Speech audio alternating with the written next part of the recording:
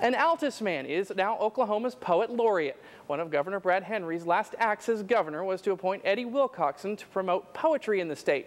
The poet laureate position was created in 1923.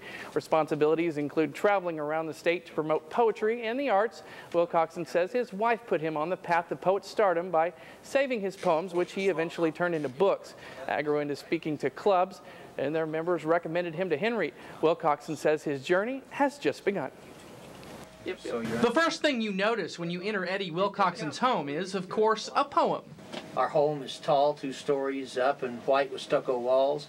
Enter in, the gate awaits, to flowers, plants, and waterfalls. Wilcoxon says poems can come from anywhere. Mostly when I start, I have a starting line or a starting thought. And then I sit down and I put that on paper. And end anywhere. I don't know the ending when I'm writing it.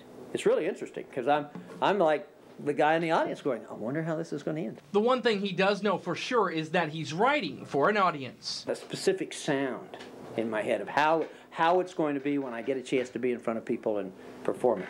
Their innocence is laughable, the sophisticated shout, and they joke about those, so naive and what life and love is all about. And he says he's been honing those skills since he was in 2nd grade, writing love poems to his mother.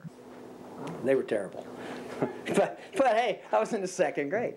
But I have always written poetry. Something that started so small has now become his life's passion. There's simple verses that tell a story.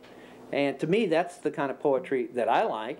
It carries you to a place emotionally, or it carries you through an interesting story.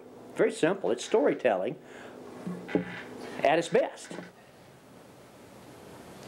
Wilcoxon says in order to be poet laureate, you have to perform a certain number of poems over your term. He says he plans to surpass that quota during his 2 years. And when Wilcoxon isn't doing poetry, he's doing a radio announcer for KWHW in Altus.